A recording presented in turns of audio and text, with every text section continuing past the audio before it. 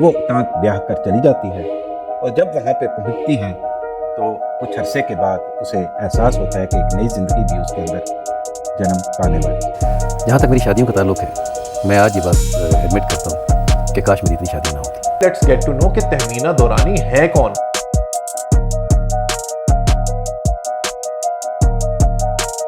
السلام علیکم۔ تہمینہ دورانی جیزس میری اور اس سے جڑی ایک کہانی کے ساتھ دوبارہ حاضر ہے۔ بہت عرصہ پہلے ایک فلم دیکھی تھی، 7 خون معاف۔ اس میں پرینکا چوپڑا نے مرکزی کردار ادا کیا تھا۔ ہوتا کچھ یوں ہے کہ پرینکا چوپڑا 7 عدد شادیاں کرتی ہے اور 7 ہی شوہروں کو قتل کر دیتی۔ کسی کے ساتھ ایک عیب جڑا ہوتا ہے، کسی کے ساتھ دوسرا، کسی کے ساتھ تیسرا اور کسی کے ساتھ چوتھا۔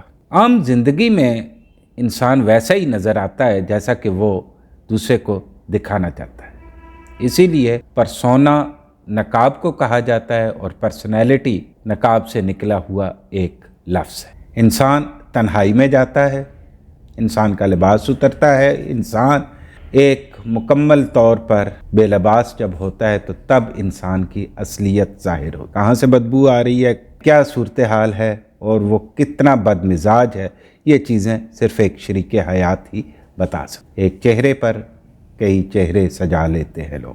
یہ اللہ پاک ہی ہے جس نے ہمارے عیبوں کو چھپایا ہے اور وہ عام انسانوں تک اسے ظاہر نہیں کرتا۔ اب ہم آتے ہیں کہ جناب اصل کہانی کیا ہے۔ یہ 1949 ہے۔ 1949 میں حیات خاندان، جس کے بڑے سرخیلوں میں سر سکندر حیات خان اور باقی مختلف زعماء موجود ہیں، ان کی ایک لڑکی شازیہ، اس کی شادی نواب آف ٹانک کے بیٹے کے ساتھ ہو جاتی۔ وہ ٹانک بیاہ کر چلی جاتی ہے اور جب وہاں پہ پہنچتی ہے تو کچھ عرصے کے بعد اسے احساس ہوتا ہے کہ ایک نئی زندگی بھی اس کے اندر جنم پانے والی ہے۔ خوف۔ اب خوف کا ایک اس پر حملہ ہوتا ہے۔ خوف کا حملہ اس قدر شدید ہوتا ہے کہ وہ ہر وقت یہی سوچتی رہتی ہے کہ اگر اس کے ہاں لڑکی پیدا ہوئی تو شاید اسے بھی اور اس کی لڑکی دونوں کو جو ہے وہ مار دیا جائے۔ شازیہ وہاں سے بھاگ کر سیدھی لاہور آتی ہے اور نواب آف ٹانک کے بیٹے کی طلاق بھی کچھ عرصے کے بعد اسے موصول ہو جاتی ہے۔ یہاں پر ایک بچی روبینہ نام کی جو تھی وہ پیدا ہوتی۔ یہ تھا ایک پہلا حصہ۔ اس کے بعد صورتحال تھوڑی مختلف ہوتی ہے۔ شاکر اللہ دورانی فیملی کا ایک چشم و چراغ جو کہ ایک معروف بینکر ہیں، وہ اس کی زندگی میں آتے ہیں۔ اب یہ 1951 کا دور ہے۔ شازیہ کو شادی کا کوئی شوق نہیں ہے، لیکن زندگی کو تو چلانا ہی تھا۔ تو یوں 1951 میں شازیہ اور شاکر اللہ دورانی کی شادی ہوئی اور 1952 میں تہمینہ دورانی پیدا ہوئی۔ یہ دوسرا پڑاؤ تھا۔ تہمینہ دورانی اپنی باقی بہنوں سے بڑی تھی، لہٰذا گھر کی ساری ذمہ داریاں انہی کے سپرد تھیں۔ جب وہ 5ویں کلاس میں پہنچی تو انہیں جیزس اینڈ میری اسکول میں داخل کروا دیا گیا۔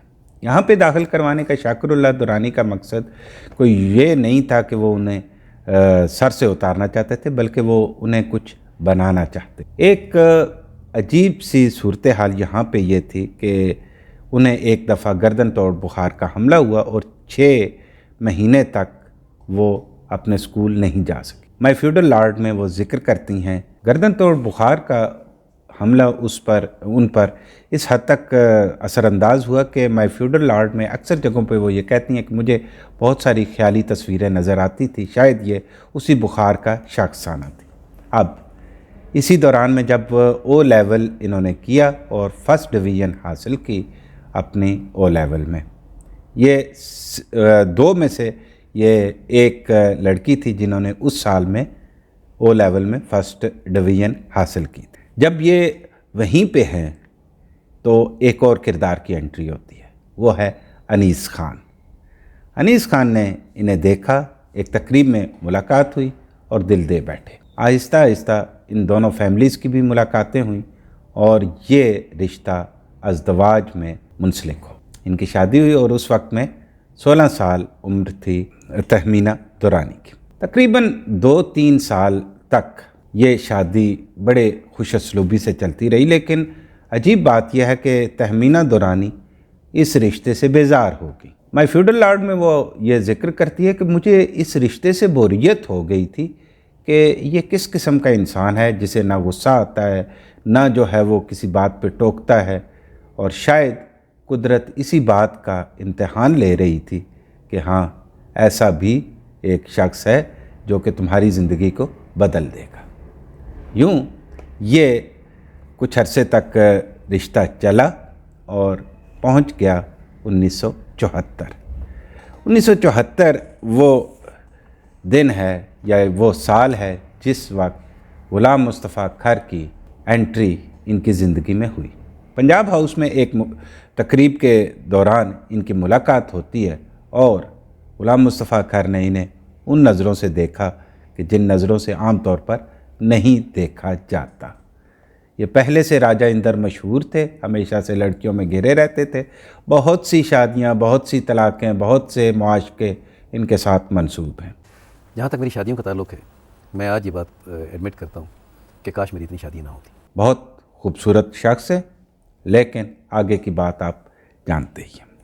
تو 1974 میں ان کی ملاقاتیں ہوئیں، اور اگر یہ کہا جائے کہ مس تہمینہ کی حوصلہ افزائی کے بغیر مصطفیٰ کھر ان کی زندگی کو تہ و بالا کر سکتے تھے تو ایسا میرا اندازہ نہیں ہے۔ ڈیفینیٹلی اگر عورت حوصلہ افزائی نہ کرے تو مرد ایک خاص حد سے آگے نہیں بڑھتا۔ ملاقاتیں خاصی طویل ہوتی گئیں، 1.5 فیملی اکثر اوقات ملتی رہتی تھی اور مختلف سیر سپاٹے کرتی تھی۔ 1.5 فیملی میں نے اس لیے کہا کہ ایک طرف تو مصطفیٰ کھر کی مکمل فیملی ہوا کرتی تھی اور دوسری طرف صرف تہمینہ دورانی ہوا کرتی تھی۔ ایک دفعہ مری جانا ہوا تو انہوں نے اس کی جو غلام مصطفیٰ کھر کی بیوی سے پوچھا کہ اتنی زیادہ دوائیں کیوں لے کے جا رہی ہو، اور اس نے جواب دیا کہ کوئی پتہ نہیں ہے یہ کیا مانگ لے اور پھر کیا ہو۔